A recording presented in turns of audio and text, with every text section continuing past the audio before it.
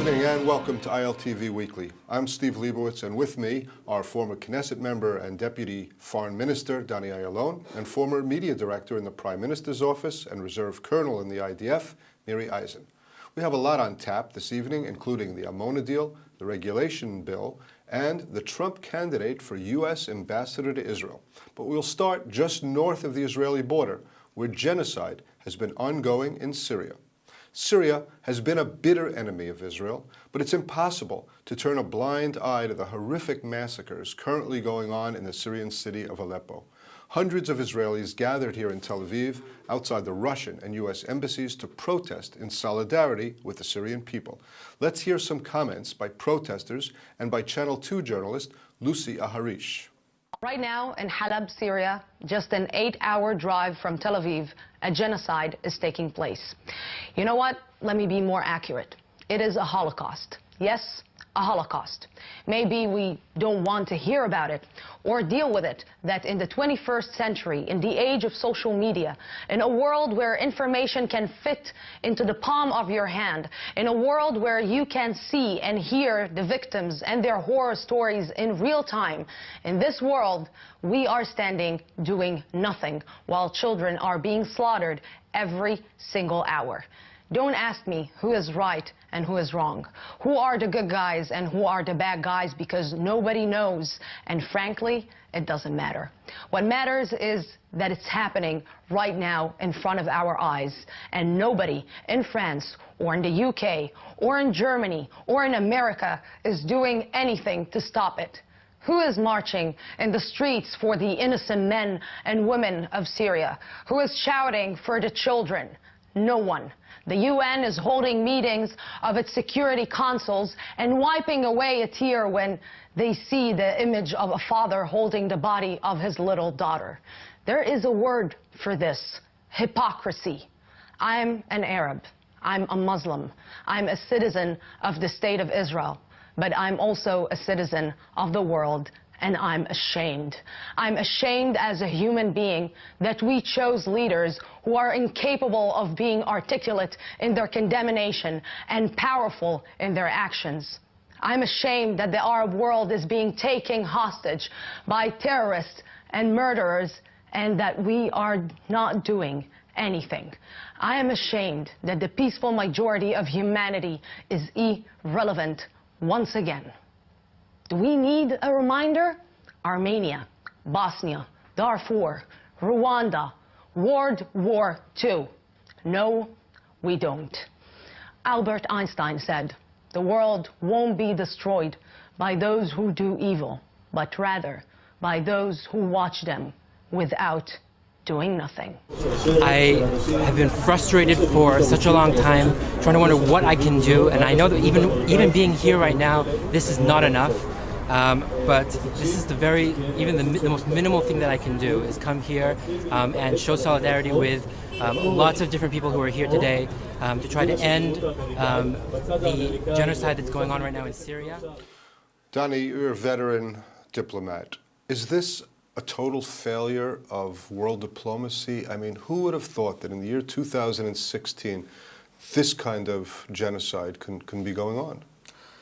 Well, Steve, it is a failure of diplomacy, it is a failure of leadership, it is a moral failure, but nothing is new. And Lucy, that you showed here, was quite right. Darfur, Armenia, Bosnia, Rwanda, I think there is one, and of course, the Jewish people in the Holocaust, I think there is one lesson which is very important for all of us to take out of it, and that is not only that the international community is very hypocritical, very cynical, it's also useless. And if they do anything, it's always too late and too far. Too little, too far. And this was the case, for 6 million Jews during World War II, and this is the case for 500,000 or more Syrians. I believe that, again, the lesson is that a people that cannot defend themselves by themselves, then they are subject to the vagaries of thugs and the times. And I think here in Israel, we should pay attention and understand why we should have this extra security, I would say, measures to defend us. Miri, we were talking before the broadcast about the fact that not only have some Israelis taken to the streets, but they've also raised $1 million shekel for Syrian children. It's not nothing.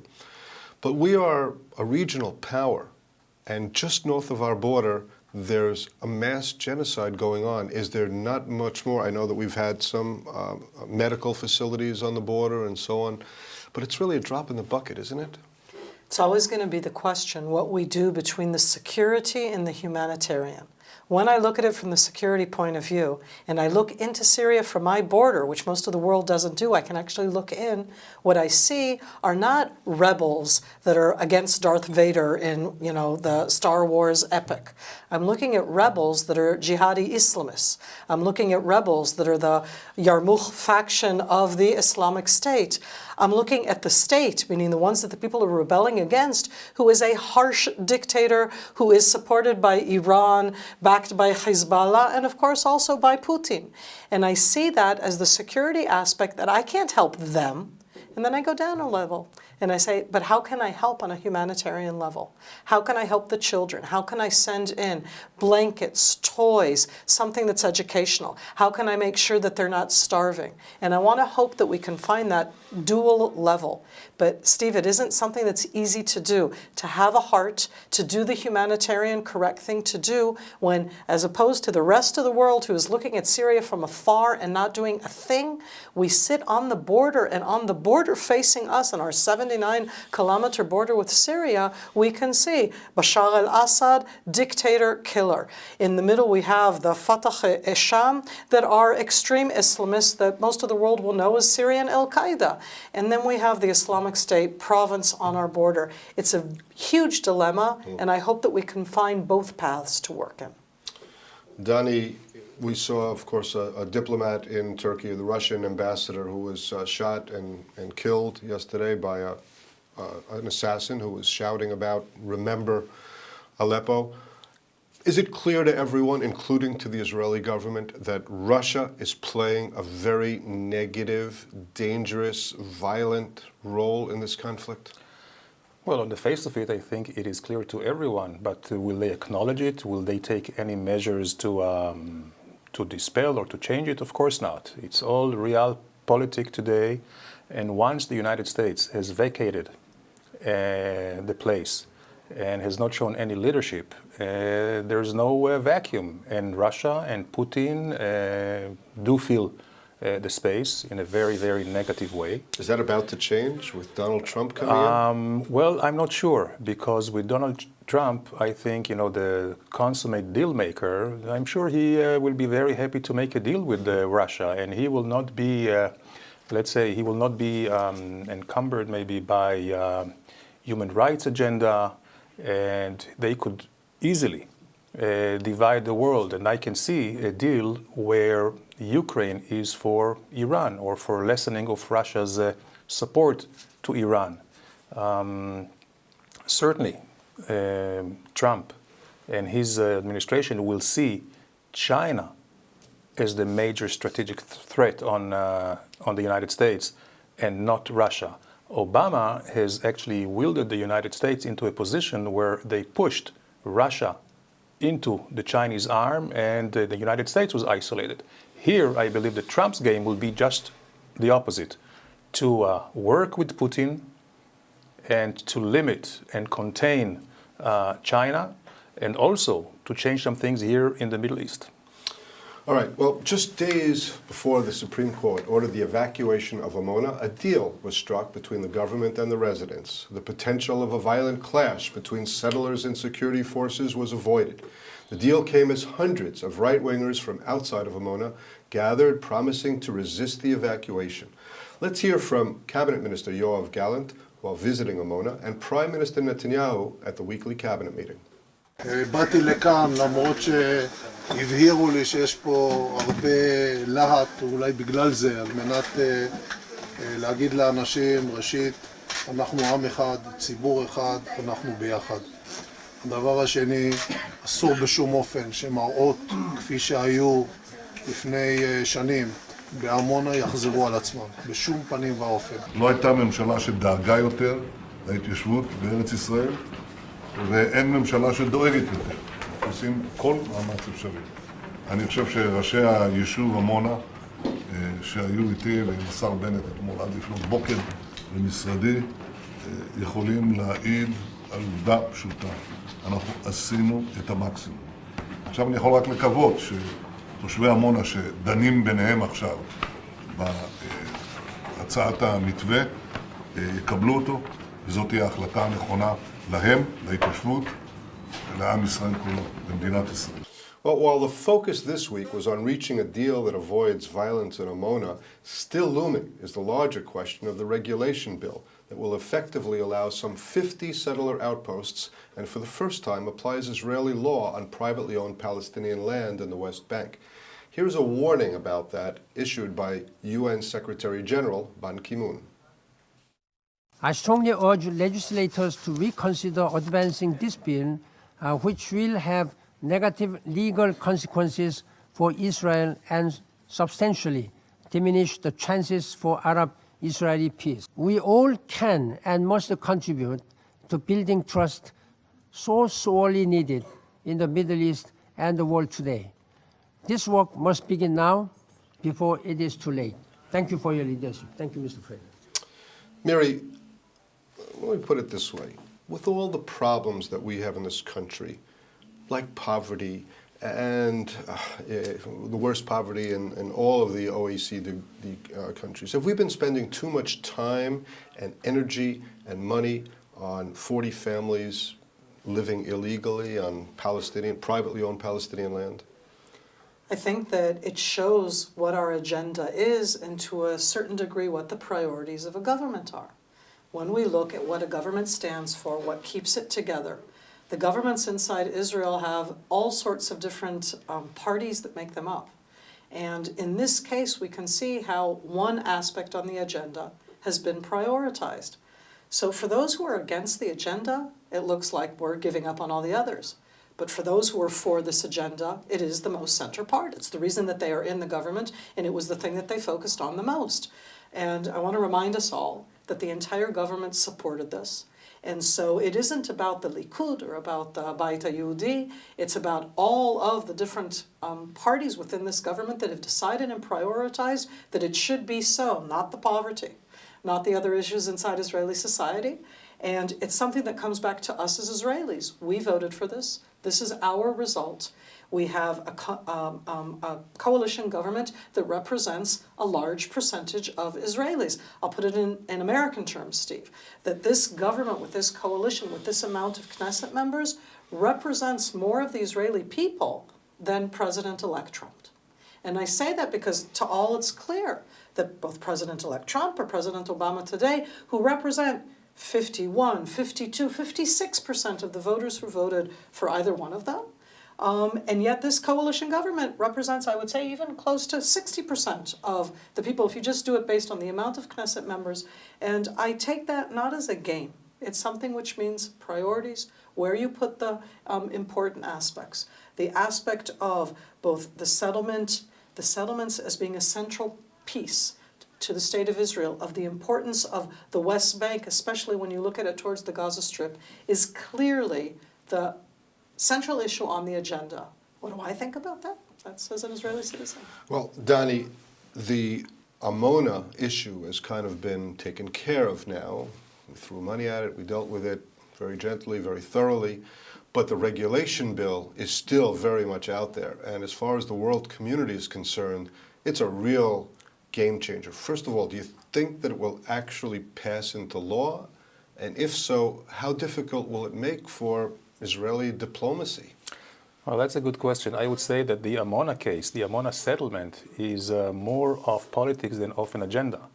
Neither Netanyahu nor Bennett could have afforded an aggressive evacuation of Amona, and this is why they were ready. Politically, they couldn't afford it. Absolutely. This is why they were very ready to put their hands into the pockets of of all of us, basically, and pay as much as they wanted. As far as the regulation for future among us. We have to remember, only one reading of the bill was passing. There are two more readings, which may take a long time.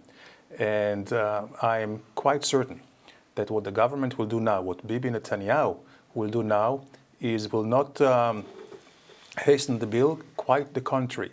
He will wait to sit first and foremost with President-elect Trump when he gets into the White House, and then they may think of a common agenda. And if indeed President-elect Trump will actually put American traditional policy on its head and will move the embassy to Jerusalem and maybe even will recognize the settlements in Judea and Samaria, then the bill can pass. All right, well, you mentioned President Trump already, which is a good segue for our final segment. The U.S. President-elect has named attorney David Friedman as the next U.S. ambassador to Israel. Friedman is known for his commitment to moving the embassy from Tel Aviv to Jerusalem, and also for his strong support for the settlement movement. Let's hear some words from Friedman a few months ago during a Republican campaign rally here in Jerusalem. The Trump administration will never pressure Israel into a two-state solution or any other solution that is against the wishes of the Israeli people.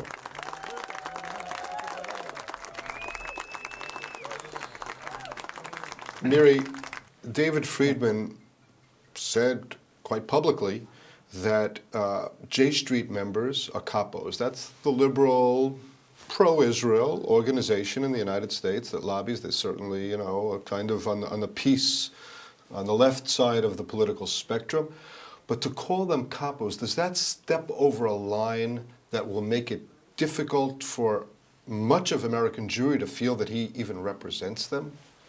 I think that the elected ambassador of a U.S. president to any country, and certainly to Israel, talks more about the choice of the U.S. president than about the person himself.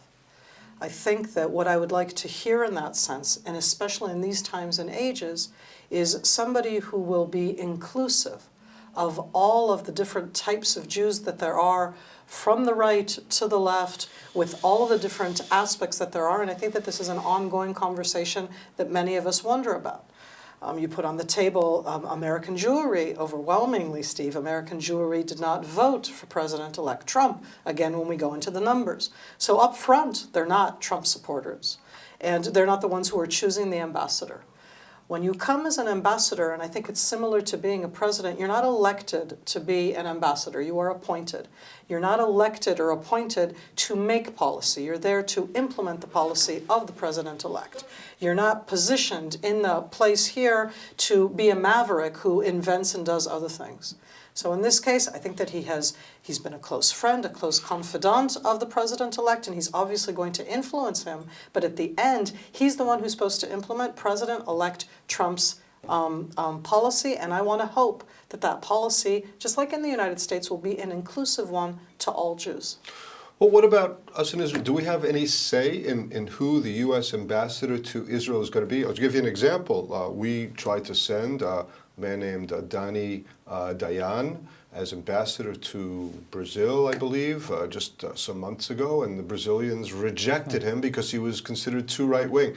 If we don't like David Friedman, I'm not saying the Israeli government doesn't like him, but do we have even a right to object to an appointment? What's the diplomatic protocol? Absolutely, there is a right to object and reject. In the, let's say, in the diplomatic lingo, it's called an agrément.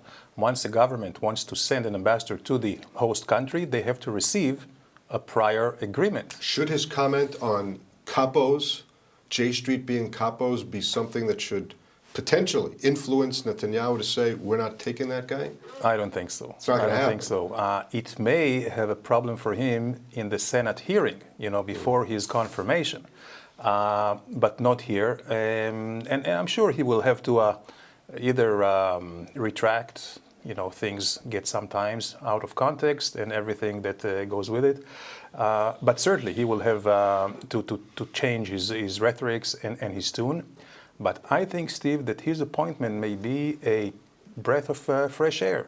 The fact that the U.S. policy may now shift towards Israel when it comes to the political stance vis-a-vis the Palestinians may be, I think, beneficial, because we have seen so far that if there is a daylight between Israel and the United States, it's not conducive to further peace.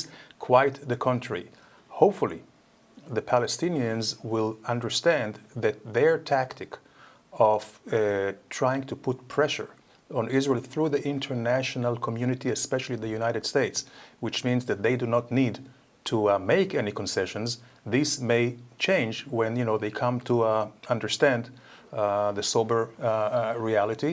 And if this is the case, hopefully they will come for direct negotiations without preconditions, and I'm sure they will find the Israeli government ready. Well, a final word, Miri, before we close. Are you optimistic that the Trump presidency and David Friedman as his ambassador will bear good tidings for Israel? Here we are in the Christmas season, Hanukkah season, good tidings. I think that we're in for a new time, and we're in for a change.